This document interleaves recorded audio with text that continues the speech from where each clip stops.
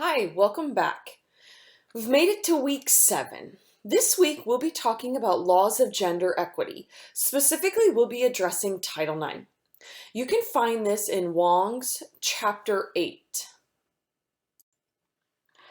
Many of you already may know some basics about Title 9. Some of you may be less familiar with the law. Title 9 came out of the Educational Amendment Acts of 1972. The language of the law states that no person in the United States shall, on the basis of sex, be excluded from participation in, denied the benefits of, or be subjected to discrimination under any educational program or activity receiving federal financial assistance. It's important to note some of the key language in that statement. First, what must comply with Title IX? Educational programs receiving federal financial assistance. Therefore, this will apply to our interscholastic and intercollegiate programs. It's also important to note that Title IX doesn't apply to our professional leagues. While we will see next week, there's definitely some gender legislation that applies to professional sport, but Title IX isn't one of them. So we have to make sure that we get our minds around the fact that Title IX indeed applies to educational systems. And as we'll learn a little later, specifically those educational systems receiving federal financial assistance. And we'll also learn a little later, that pretty much includes all of our intercollegiate and interscholastic systems. Let's work through some basic history and purpose of the law so that we have a good understanding of why this law was originated and how we see it in modern day practices. In our previous slide, we already indicated that this law was originated in 1972. For our history buffs, this should make complete sense. This came as an outgrowth of the Civil Rights Act of 1964. The purpose of Title IX then was to fill this void that allowed discriminatory behavior in educational settings. We'll learn later about employment. The original purpose of Title IX had everything to do with education. That is, the purpose of the law originated so that girls could have access to education just like boys. Those things included like math and science. My mother always likes to tell the story that she was in high school in the early 70s. And it was very common practice that when boys went to phys ed class, girls went to home economic class. Furthermore, boys got to take math and science classes. They had even additional electives. My mother always indicates the only elective she was offered was typing, because it was in thought that if a woman was going to go into the workforce in the early 1970s, she was just going to be a secretary. And so the original purpose of this law in 1972 simply derived around education and educational benefits. The law later became applied to athletics as a byproduct in 1974. That is, the law began to be applied to see that athletics was indeed an educational opportunity offered to women, and therefore women should have equal access. 1979, we saw a key piece of the history of Title IX. This is where the Office of Civil Rights, or the OCR, offered its first policy of interpretation. This allowed and gave institutions some practical guidelines for how they were indeed to apply the law. This is what has become known as our modern day three-prong test. I'll be going into great detail about that three-prong test in just a little bit. Obviously, more modern day history and purpose of the law, we have seen, women and girls have seen a sizable increase in participation in athletic programs. It's also important to note that the scrutiny of this law has not ceased since day one. The application of this law has fallen under great scrutiny and criticism for how we've applied the law at both interscholastic and intercollegiate settings. And as we'll learn shortly, case law has played a significant role in understanding how the courts want us to enforce and interpret this law. We're going to move on now and talk about that three-prong test and make sense of it and how institutions can gain compliance for Title IX under the three-prong test. So how do institutions show or represent compliance under Title IX? The OCR handed down these recommendations in 1979, and they called it the three-prong test. Therefore, it offers three options for institutions to gain compliance. First prong is called proportionality. Does the proportion of female athletes to male athletes mirror the proportion of females to males in the student body? What does that mean? That means if the female body on campus is 50%, the athletic opportunities for females on campus must mirror that percentage plus or minus 5%. Therefore, the athletic opportunities on campus should range between 45 and 55% for females. So it's also important to note then, if we have a highly represented female student body, say 60 or maybe even 70%, the athletic opportunities must mirror that of the student body. And that's where we gain proportionality. It's important to note that prong one has been determined a safe harbor. If an institution is able to show that they are in compliance through proportionality, they have gained compliance and they can stop after prong one. Institutions only must designate or determine one prong to show compliance. So if prong one is met, compliance is shown. If prong one is not met, then we move on to prong two. And this prong has been designated a continuing practice or history of progress. So if prong one is not met, can the athletic department of the institution show that it has a history of continuously growing the program opportunities for the underrepresented sex? That is, can they show a history of progress towards compliance? This is where it gets a little muddy. And this is one of those areas that Title IX has repeatedly been under scrutiny. Prong one gives us fairly hard and fast numbers that we can show or demonstrate compliance. Prong two doesn't give us that. And so it's a little bit muddy or a little bit gray. How can an athletic department show that it has a history of continuously growing athletic programs? Does that mean it adds 2 student athletes per year? Does that mean it's increased opportunities for funding in areas of interest? That one, as we'll say, prong one again is a hard and fast number. Prong two is a little more difficult to demonstrate. And prong three may even be arguably more difficult to demonstrate. If prong one and two aren't met, we make our way to prong three. This asks the question, can the athletic department show that it is satisfying the interest and abilities of the underrepresented sex to participate in athletics on campus? This is kind of given the language fully and effectively accommodating, and you'll also hear the language interest and abilities. I also want you to note that the courts have repeatedly ruled this language underrepresented sex only has fallen for females. That is, underrepresented sex, and as the courts have repeatedly ruled, never indicates the male student. Okay, so let's get back to that third prong. How can an institution show that it's satisfying the interests and abilities of the underrepresented sex? This again is a fairly muddy prong. It can be difficult to demonstrate or show. There's actually been several instances of case law that have given backlash to institutions trying to demonstrate interest and abilities of the underrepresented sex through online assessments or surveys.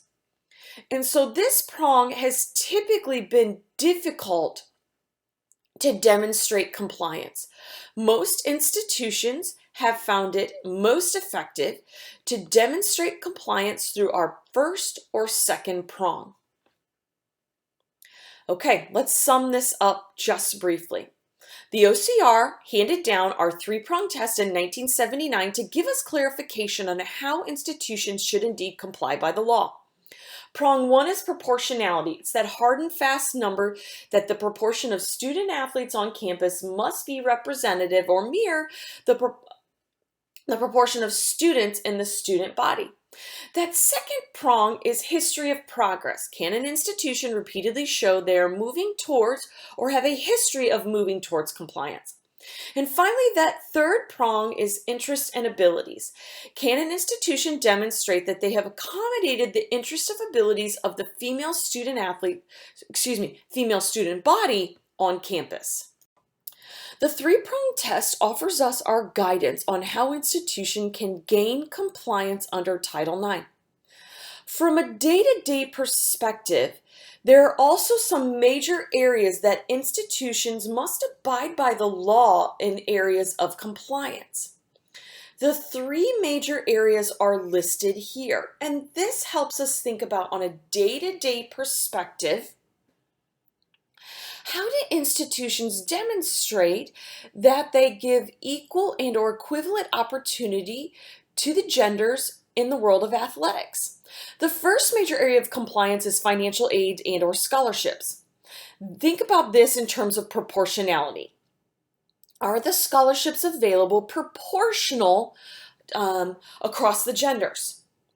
In addition, there's that accommodation of athletic interest and abilities. This is equal respect across the groups. It's important that this area needs to consider the language equivalent, not necessarily equal. Therefore, it's important to note that, for example, an equivalent softball facility may not look exactly like an equivalent baseball facility, or an equivalent golf facility may not look the exact same of what a tennis facility. The language here is important. This gives institutions freedom to have varying sports on campus, as well as determine that there may be a golf program on campus for the women and maybe not for the men. And maybe there's a soccer program on campus for the men and not necessarily for the women. So the language there we have to recognize is equivalent. It doesn't necessarily have to be equal. Our third major area of compliance is athletic benefits and rewards. And we see this, and again, in this kind of day-to-day athletic department functioning, facilities, travel, uniforms, access to coaching, and allowances. That is to say, universities cannot discriminate based on gender in facilities, travel, uniforms, access to coaching, allowances, etc. Oftentimes, this is where you will find universities demonstrating or having areas of enforcement brought against them. I'll make sense of that in our next slide. If an individual feels their Title IX rights have been violated, what are the ways that the individual can bring a complaint? There are three potential areas to do this. First, the complaint can be brought in-house. So for example, as we talked about in our previous slide under our major areas of compliance, maybe a women's softball player feels that her softball facility is lacking in comparison to the men's team, and that's simply based upon the gender. And she brings a complaint to the university because of this. That's what would be considered an in-house complaint. It would be brought to the university. Our second option for said softball player would be to take that complaint to the Office of Civil Rights. Remember, as we've previously talked, the Office of Civil Rights helps give enforcement to educational amendment acts. And finally, the third and final area for enforcement, as we've already indicated for our said softball player, would be a lawsuit. And that would be obviously done in our court system. And there have been several important cases that have resulted in legislation and helping us understand and better interpret the law. I'll be talking about those next. While there are three areas of potential enforcement, including in-house complaints, the Office of Civil Rights, and third are lawsuits, sadly, it's been noted that in-house complaints and even at times complaints determined by the Office of Civil Rights have carried less teeth or less enforcement when considering an application to Title IX. And sadly, what has derived out of this is that institutions oftentimes lag or are slow in behavior when complaints are done in-house or through our Office of Civil Rights. Institutions have become a bit more quick to act, or maybe we could say their hands are being forced when lawsuits have been brought. There have been a number of important cases that have been brought under Title IX and have resulted in subsequent application of that case law. I've listed 4 really important ones here. And by no means are they the end-all and be-all. You'll actually be addressing a few of these cases and actually a newer one in your weekly assignment. Think back of our history of Title IX. Title IX came around in 72, and in 74 it began to apply to athletics. That application or enforcement of Title IX took a hit in 1984 in what was called Grove City College versus Bell. In this lawsuit, the courts ruled that because Grove City College was a private school and the department in question did not receive direct federal funds, therefore Title IX did not apply to that department that did not receive direct financial funds. Let me make sense of that. In the instance of Grove City College versus Bell, let's just say, for example, a student was concerned about gender inequity in the math department. And because the math department did not receive direct federal funds, the courts ruled in 1984 that therefore the math department did not have to comply by Title IX.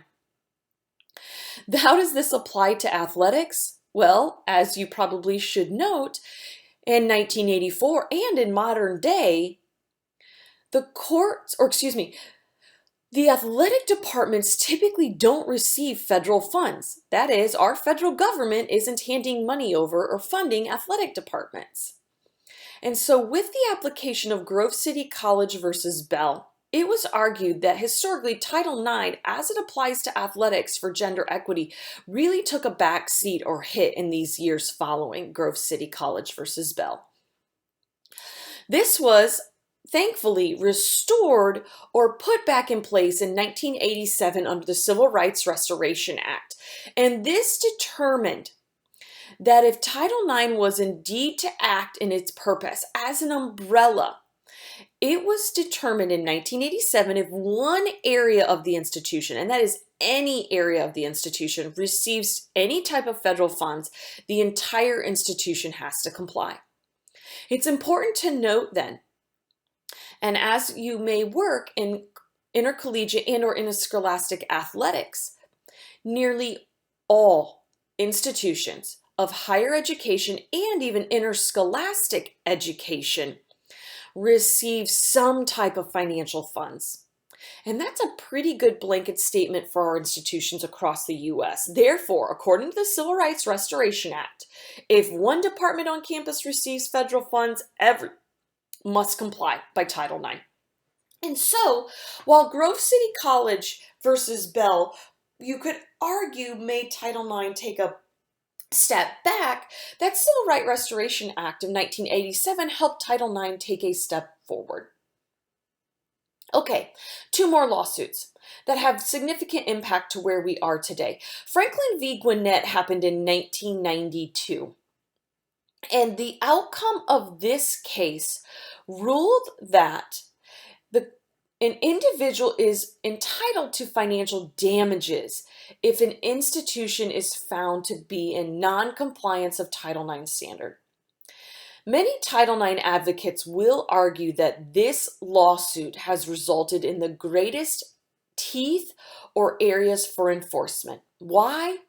Because it puts institutions on notice that if they indeed don't comply with the law, they might take a major hit to their pocketbook.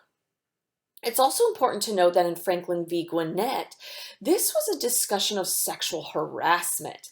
And this sexual harassment came from a teacher on student. And so it's also important to note that in 1992, the courts made mention not only is there financial restitution, but it also noted that under Title IX, sexual harassment of a superior on a subordinate was covered under Title IX. And our fourth and final major lawsuit is Davis v. Monroe. And arguably, this is the lawsuit that we may see most applicable right now. This lawsuit or court ruling indicated that educational institutions rather, are responsible for environments that prevent sexual harassment from student on student. And therefore, an institution can be found in violation of Title IX for this student-on-student sexual harassment. We'll talk here in a little more about how Title IX has evolved, yes, from dealing with athletics, but it now also has greater covering in addition to sexual harassment. Franklin v. Gwinnett and Davis v. Monroe are two of our major cases that have resulted in application of the law that helps us understand and deal with sexual harassment. This slide gives us the indication of institutional requirements regarding or involving sexual harassment. The courts and/or the system has determined that sexual harassment includes unwelcome sexual advances, requests for sexual favors, or other verbal or physical conduct of a sexual nature. And it's imposed on the basis of sex. And this sexual harassment could result in three things. It could deny, limit, or provide different benefits, aids, services, or opportunities. It could result in a condition that the provision of aids, benefits, services, or opportunities. That is a this for that. It could otherwise limit a student's enjoyment of any right, privilege, advantage, or opportunity protected by Title IX. Please remember, under Title IX, that's also educational benefits. So yes, this is highly applicable to institutions, but we've also seen this to be highly applicable to athletic departments and areas of athletics. More recent lawsuits in the early 21st century have shown that athletic departments have been rife with issues of sexual harassment. Specifically, student athletes have harassing students and or other student athletes.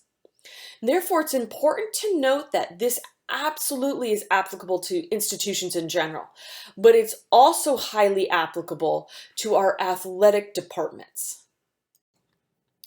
In 1979, the Office of Civil Rights, or the OCR, offered that clarification and or the three-prong test. The OCR has been consistent over the history of the law to offer what they consider these letters of clarification. These letters help institutions understand the current state of athletics and gender discrimination in institutions that receive federal funds. And in order to address these current trends of the law, the OCR has repeatedly offered what we are considering or calling these letters of clarification. That is, the purpose of these letters is to help institutions work towards and better comply by the current nature of the law. And so this is more modern day interpretations to help us understand how athletic departments and institutions in educational settings are to comply by this law. The first OCR letter of clarification came in 1996. It is important to note that these letters were written in direct response to how the trends and the behaviors and application of the law were being played out on a regular basis. So it's also absolutely necessary to consider the historical context of what's going on around surrounding institutions and intercollegiate athletics at the time of these clarification letters. And obviously, as you begin to read these clarification letters, you should absolutely be able to see the processes that universities are probably going through to address Title IX compliance, and that they come out then in these clarification letters. Okay, in 1996, the OCR's first area to address is that the three-prong test is indeed three parts. That is, institutions did not have to comply by every part of the three-prong test. And probably as you note, in 1996 and still today, that first prong of proportionality has received extensive scrutiny. And so in 1996, the OCR wanted to reiterate that because of the great scrutiny with that first prong, that prong number 1 wasn't the only way to demonstrate compliance. Prong number 2 and prong number 3 also offered options for demonstrating compliance. Okay, the second area of the letter of clarification came around as I talked previously about this notion of equity and equivalent. This portion of our OCR letter wanted to clarify some confusion regarding what sports had to be offered. So, for example, they wanted to clarify that institutions did not have to have exact teams across the genders. So, for example, a university may have a women's soccer team, but it does not have to have a men's soccer team. And the university may have a men's swimming and diving team, but it did not necessarily have to have a women's swimming and diving team. This was to offer some clarification, and this actually leads us in part to our next area of clarification. There was much debate in the mid-90s, as you could probably denote with the rise of college football, that many institutions wanted what they called the contact sport exception. That is, when considering proportionality, many institutions wanted football to not be included in that number. Why? Think logically. The roster for football programs can range anywhere from 80 to 110 student athletes. And in order for institutions to show compliance, think back specifically even to prong number 1, they would have to offset all of those roster slots with some women's programs. And as we know, that there are few women's teams on campus that rival a size like that.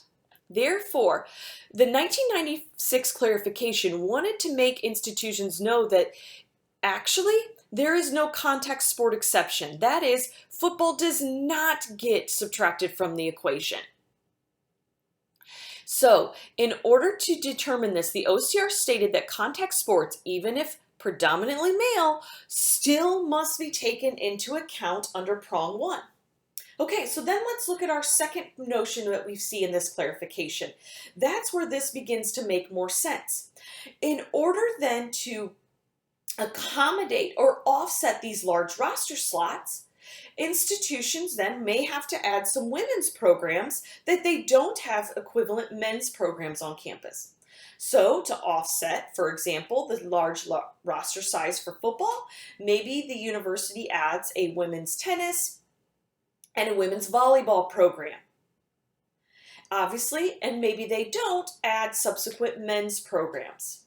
Okay, so this 1996 letter of clarification is very interesting, and it represents some really interesting times in college athletics, but it reiterates, 1, three-prong test is actually 3 individual parts, and prong 1 isn't the only way to gain compliance. But also under prong one, football doesn't get subtracted from the equation, still part of the deal. And though, in order to offset some of our football numbers, it's appropriate for institutions to potentially add women's teams where they don't add equivalent men's teams. The next letter of clarification offered by the OCR was in 2003. And this letter was specifically to address the concern and scrutiny around cutting men's programs in order to gain compliance under that proportionality prong. And so the OCR offered these words. While not recommended, in order to bring the number of male participants into substantial proportionality with the number of female participants, the OCR deems it permissible to cut or eliminate boys or men's teams. That is, after institutions received that 1996 letter of clarification, there began to be a trend that in order to gain compliance, institutions had to get their numbers in order. Specifically, their numbers applying to that proportionality or first prong. And in order to do this, institutions were going about the way of doing this by cutting men's programs to make that number closer, rather than, I guess we could say, taking on the financial burden of cutting women's programs.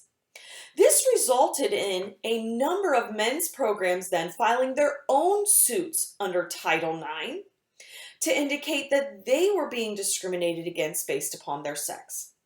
And as I've already indicated very early on, the notion of underrepresented sex, as I've indicated, and the courts have repeatedly ruled, does not apply to men. And these boys and men's teams, therefore, did not have standing under Title IX. The OCR then offered this clarification to state that although they found other areas to be more effective, they found it permissible to cut men's programs. It's also important to note the next area, though, that the OCR offered letters of clarification. And this is in direct result of how our courts ruled on multiple lawsuits. While it's permissible to cut men's programs, the courts ruled it is not permissible to cut women's programs because, as I indicated, the language says women are the underrepresented sex. And reducing and or cutting their programs made them even further the underrepresented sex. Why is this the case? If we think back to our prongs, one of the prongs, our third one to be exact, is this evidence of interest and ability. The existence of a women's team on campus is evidence that there is interest of that team and it's accommodating and meeting the abilities of the women on campus. Therefore, while yes, permissible to cut men's programs to get our number or our proportionality or opportunities more in line, it is not, however, permissible to cut women's programs. And this gave us clarification in our 2003 OCR letter. Our next letter of clarification came 7 years after, in 2010. And this letter of clarification, we are seeing a shift. This letter moves towards addressing issues of sexual harassment. Please note, think back to what we previously talked about with our case law, specifically in 1999 with Davis v. Monroe. That lawsuit specifically addressed student-on-student harassment. 2010 offered our first letter of clarification as what we would see in conjunction with that 99 lawsuit. In 2010, the OCR made it clear that schools had to eliminate hostile environments, and this is in order to prevent reoccurrence of sexual harassment. Please note this applies to institutions and also athletic departments.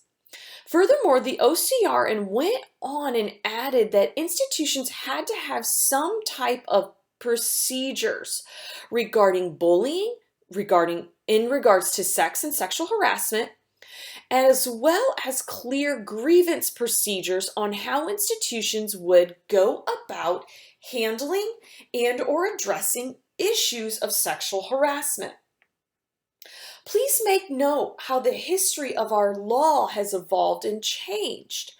And this is absolutely representative of the history of our society as well. This 2010 clarification was the first clarification that offered little to do specifically with the application of the three-prong test to areas of athletics. It has evolved more to also carry and address issues of sexual harassment. Our most recent letter of clarification comes in 2017, and it actually comes in a form of what's called a Q&A. And this is our Q&A on campus sexual misconduct. Please note, super interesting to recognize, that the Department of Education offered these letters of clarification on sexual violence in 2011 and in 2014. They subsequently, in 2017, with the addition of this Q&A, withdrew those documents from 2011 and 2014. Why?